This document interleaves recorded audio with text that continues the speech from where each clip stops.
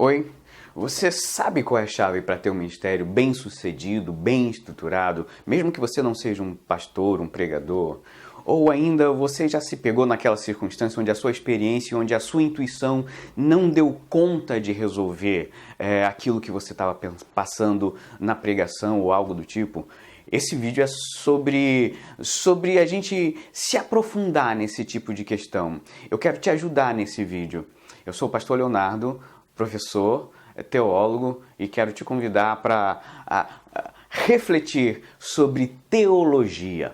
A minha proposta é: quem precisa de teologia? E eu quero fazer uma primeira provocação para você. Eu vou usar o jogo do Brasil e Alemanha para a gente fazer essa conversa sobre se a gente precisa ou a gente não precisa de teologia. O primeiro mito que tem principalmente na cabeça do brasileiro, do latino, que é o mito da intuição pura. Eu tenho um dom, eu tenho uma dádiva e eu não quero contaminar isso de jeito nenhum. É mais ou menos como se eu fosse um músico, que eu tivesse um dom de música, mas eu não quisesse estudar, porque se eu fosse estudar eu estragaria o meu dom de música. É isso que está na cabeça de muita gente. Gente que acha que tem um ministério pastoral, mas não quer estragar o dom com filosofias humanas. Olha só o que diz Lucas capítulo 1, versículo 1.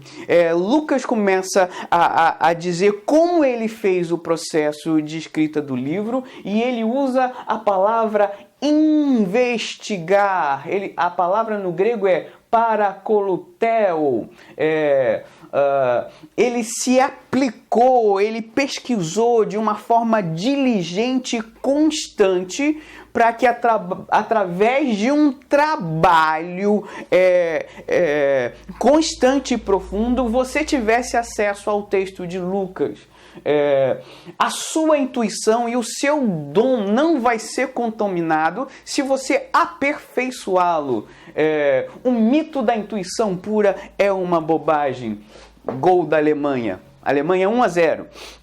Segundo problema, fazer teologia é uma ação de quem tem fé. A palavra discípulo significa aluno. Ser discípulo é ser aluno. E a questão, se eu sou aluno, eu estou aprendendo ao quê? Eu estou aprendendo a ser mais intuitivo? Escola não serve necessariamente para eu ser mais intuitivo. Intuição é uma forma de conhecimento, mas eu preciso ser objetivo naquilo que eu estou aprendendo. O senso comum diz que espiritual é objetivo, é intuitivo, e que o racional é teórico e menos importante. A minha pergunta: aonde está escrito isso na Bíblia? Romanos capítulo 12 diz: rogo, pois, irmãos, pelas misericórdias, o texto vai continuando dizendo que apresentei o vosso culto racional. Sabe qual é a palavrinha que está lá no original?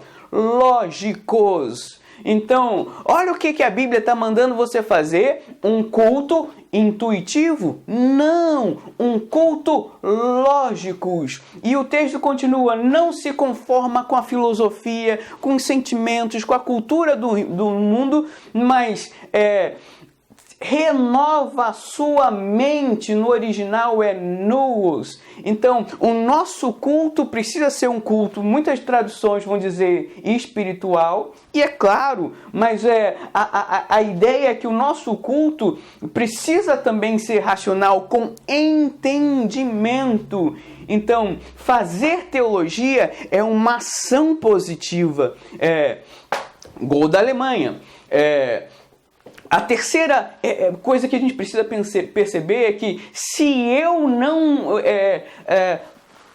me encontro, eu produzo uma boa teologia, eu vou ficar preso nas filosofias do meu tempo.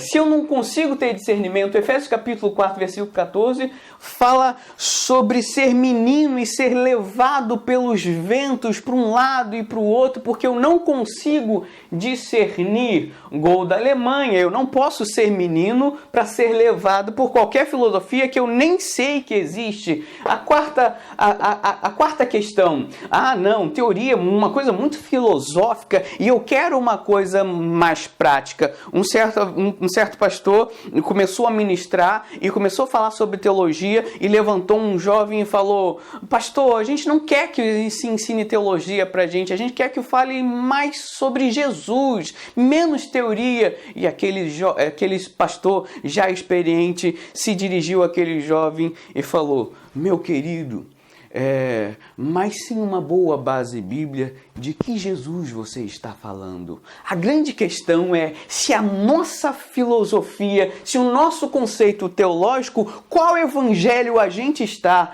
experimentando? Um evangelho que não confronta a nossa vontade? Um evangelho que distorce a pessoa de Jesus? Em quinto lugar, a Alemanha já está 4-0. As narrativas culturais. Pulei aqui. Quarto lugar, teoria muito filosófico, quero algo mais prático. O texto é 1 Timóteo 4, versículo 12. Paulo fala para Timóteo: aplica-te, ou seja, se esforça na leitura, na exortação e no ensino. Paulo não está falando de coisas subjetivas, ele está falando num esforço contínuo de ler, exortar. A palavra aqui é encorajamento e ensino. Agora sim, pulando para o 5, são as narrativas culturais. Se a gente não tem uma boa teologia, a cultura vai funcionar como grades e prender isso. Um dos meus pastores e teólogos favoritos, que eu falo muito nesse curso, é o Tim Keller, e ele fala sobre essas narrativas culturais. E a narrativa cultural mais forte no nosso tempo é a narrativa da vontade. É aquilo, eu descubro que está no meu coração, e eu percebo qual é a coisa mais importante para mim, e depois que eu descubro qual é a maior verdade das minhas emoções, eu corro atrás disso e não deixo que ninguém se coloque entre eu e o meu sonho. Sabe o que é isso? Isso é a filosofia do martelo de Nietzsche. Isso é filosofia da mais sofisticada, do cara que disse que Deus morreu. E às vezes você está procurando ouvir o seu coração, e em vez de ouvir a palavra de Deus, você está escutando um filósofo ateu, simplesmente repetindo a sua cultura. Em sexto lugar, a outra narrativa cultural é a narrativa da verdade. Ninguém tem direito de falar a verdade para mim. Só eu sei o que é verdade para mim. Querido, aonde está escrito isso na Bíblia? Nós somos pecadores e Jesus Cristo é o caminho, a verdade e a vida. E é o contrário, só Jesus Cristo sabe falar sobre verdade. Em sétimo lugar, um argumento agora sociológico. A gente sempre tem a nossa percepção de achar que ser teórico é ser pouco objetivo. Vamos pensar direitinho? O alemão é um dos povos mais teóricos do mundo. O alemão vai pensar sobre um dia de chuva e ele escreve 800 páginas sobre um dia de chuva. Tudo que o alemão vai produzir, ele produz... Já leu algum autor alemão?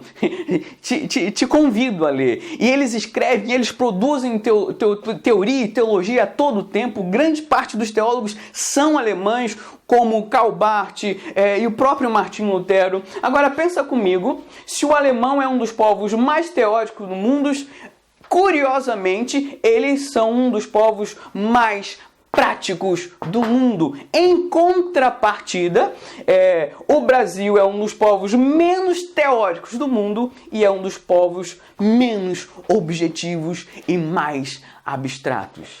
Alemanha, 7.